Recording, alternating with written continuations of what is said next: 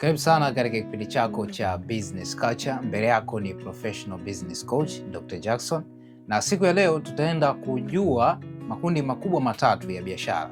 Umekuwa ukijiuliza yapo makundi mangapi ya biashara? Siku ya leo utaenda kufahamu makundi matatu ya biashara. Kundi la kwanza hili tunaliita ni traditional business. Traditional business ni biashara za kawaida kabisa ambazo zinampatia mtu nafasi kuweza kuzifanya, lakini zina uhitaji mkubwa sana wa mtaji mkubwa, ikiwa kuanzia zaidi ya milioni 3, milioni 5 ili uweze kuendesha biashara yako vizuri. Lakini biashara hizi za traditional business zina uhitaji wa wewe kuwepo kwa 100% au uwepo wako wa 100%. Na ili uweze kupata kipato ni lazima uweze kuwa katika eneo fulani ambalo linaruhusu watu kuweza kuja katika biashara yako na uweze kujitengenezea kipato. Hii ni biashara, kwa mfano upo na duka la mangi, unafahamu maduka mengi sana watu wanauza nguo, maduka wengi sana wanauza nafaka, wanauza vitu mbalimbali. Hiyo ni mojawapo ya traditional business. Zinakuhitaji wewe uwepo kwa 100%. Pasipo kuwepo kwa 100%, basi hakuna pesa yoyote au kipato chochote ambacho unaweza kukitengeneza, na hii ni kundi la kwanza la biashara. Kundi la pili hili tunaliita ni franchise business. Ni biashara ambayo tayari ipo au ni mfumo ambao upo tayari, kinachofuatia ni wewe kuuendeleza, ambapo hapa tunazungumzia mfano wakala wa Voda, wakala wa Tigo. Ni service mbalimbali ambazo zinatolewa kwa sababu tayari kuna mfumo ambao upo tayari, kinachobakia ni wewe kuweza kuuendeleza. Kwa hiyo unachukua mfumo ule na kuweza kuendesha kama biashara yako, lakini pia hapo unahitaji mtaji wa kutosha ili uweze kuifanya biashara hii. Tunazungumzia milioni 3, milioni 4 ili uweze kuwa na uwezo mzuri wa kuifanya biashara yako katika kiwango kizuri. Lakini katika franchise business inahitaji rasilimali watu. Pasipokuwa na rasilimali watu, hii biashara haiwezi kufanyika, ambapo tunazungumzia watu watakaoweza kuendesha biashara yako, ambao hao utashirikiana nao pamoja katika biashara yako na kuendesha mfumo huo. Hiyo ni aina ya pili ya biashara. Lakini aina ya tatu hii tunaita ni multi-level marketing business au network marketing.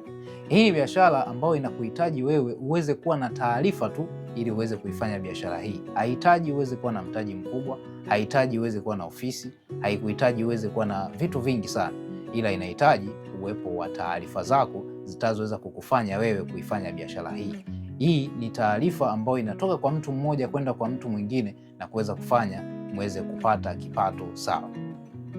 Na zipo faida kadhaa ambazo zinaweza zikatofautisha katika makundi haya matatu ya biashara, lakini haya ni makundi tu baadhi ambayo yatakufanya wewe kujua upo katika eneo gani la kibiashara. Either upo katika traditional business au upo katika franchise business au upo kwenye multi-level marketing business.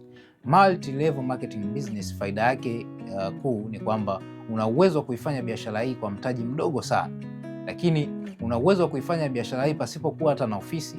Una uwezo wa kuifanya biashara hii ukiwa eneo lolote lile duniani na ukaweza kuyapata matokeo. Hizo ni aina kubwa tatu za biashara ambazo nilitamani sana kuweza kukuonesha kwamba kuna makundi matatu ambayo yanafanyika katika dunia hii na yanahusiana na biashara. Kwa hiyo mpaka sasa hivi umeweza kufahamu upo katika kundi gani la biashara. Japo mfumo huu wa tatu wa biashara au kundi hili la tatu la biashara linampatia mtu nafasi ya kuweza kujenga mfumo na kuweza kuendesha biashara yake. Lakini kumbuka, katika mfumo huu wa tatu utapata faida kubwa tatu. Utapata faida ya mauzo ya rejareja katika biashara yako, lakini faida ya pili utapata mauzo ya mwezi, ambayo haya yatakufanya uweze kujitengenezea kipato. Lakini faida ya tatu itakupatia wewe nafasi ya kujenga timu ambayo itakuwa na uwezo wa kuifanya biashara hii na wote mkagaini profit. Kwa hiyo kwa wewe ambayo unatamani kuweza kujua zaidi katika makundi mbalimbali ya biashara na ni namna gani unapoweza kuifanya biashara hii kwa mtaji mdogo sana, nitakuwa na programu hizi, lakini pia ninazitoa programu hizi katika siku za Jumatano, Ijumaa na Jumapili. Hapa nitaweza kukusaidia kujua kwa undani zaidi nini maana ya hizi biashara na ni kipi ambacho unapaswa kuweza kukifanya ili uweze kupata matokeo katika biashara yako. Ulikuwa nami katika kipindi hiki, usikose kuwa nami tena katika kipindi kijacho. mbele yako ni professional business coach katika kipindi hiki cha Business Culture. Tukutane katika kipindi kijacho.